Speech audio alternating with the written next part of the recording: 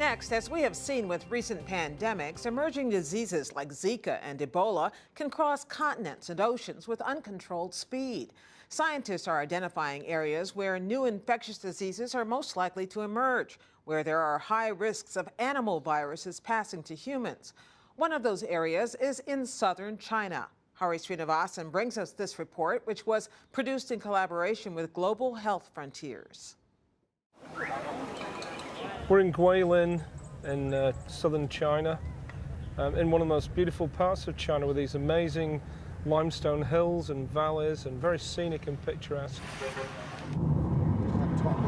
Peter Daszak is the president of EcoHealth Alliance, a nonprofit organization based in New York dedicated to protecting wildlife and public health from the emergence of disease. The reason we're here is we're interested in the risk of new diseases emerging out of the wildlife trade in China, just like SARS did a few years ago, and just like ultimately HIV did in Africa 40 odd years ago. If we can get to the source of where they come from and reduce the risk, we could solve a huge problem and save millions of lives, rather than waiting for them to emerge and trying to mop it up afterwards. At markets across China like this one, people come in daily to buy chickens and ducks.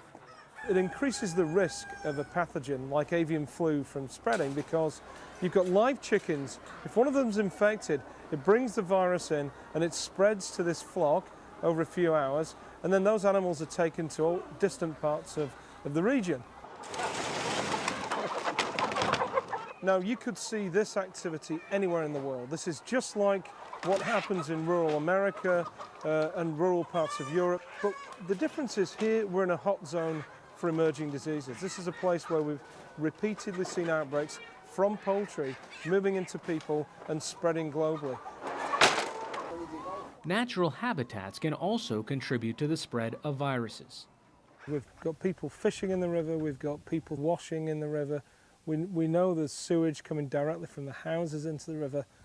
There's not much wildlife here, but wild ducks will come down onto this river as well and mix in and migrate with the viruses and spread them backwards and forwards into this mix.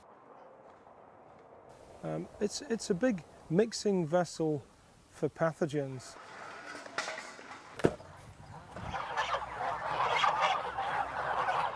At a goose farm, Daszak and his team are looking for signs of avian flu. The idea is that if we can catch the viruses they carry here, we can prevent them going to market and potentially spreading the disease.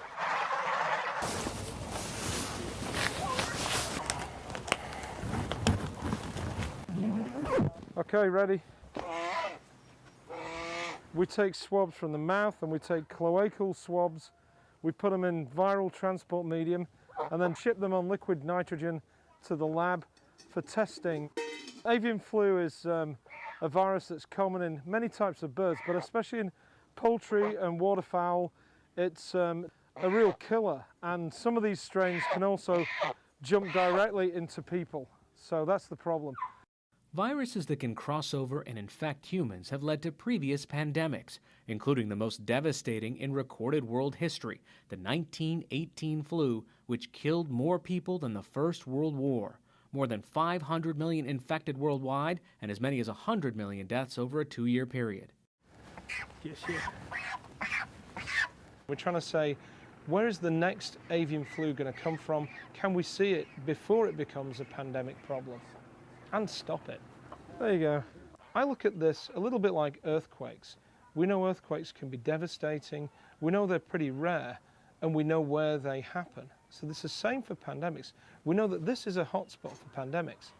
We know why it happens. But what we're not doing with pandemics that we are doing with earthquakes is reducing the damage initially. This has been going on for 5,000 years. Yes. Working with EcoHealth Alliance in this part of China is Field Operations Manager Dr. Huijin Zhu, a biologist trained in the ecology of bats, which are known to be the source of the SARS virus. It's really urgent to teach the people how to deal with the virus and just change our normal behavior to decrease the risk of the virus transfer. This is a big tourist cave. Shall we go? Dashak is concerned about a bat cave that's a popular tourist destination. You've got the Rhinolophus horseshoe bat right here in this cave with all these tourists going through. Yes. Yeah.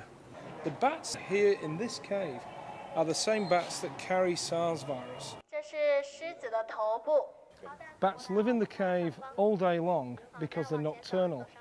And when they're up there, they urinate and defecate right on top of the tourists that are walking through. And all you've got to do is be that one person to breathe in at the wrong time, and suddenly you've been infected with a virus that is not only potentially lethal to people, it could cause a future pandemic.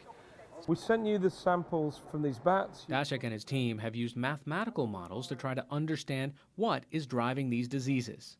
We went back to every known example of emerging disease, HIV, Ebola, West Nile virus, SARS, plotted where it originated, and we said, what are the things that are going on in those places?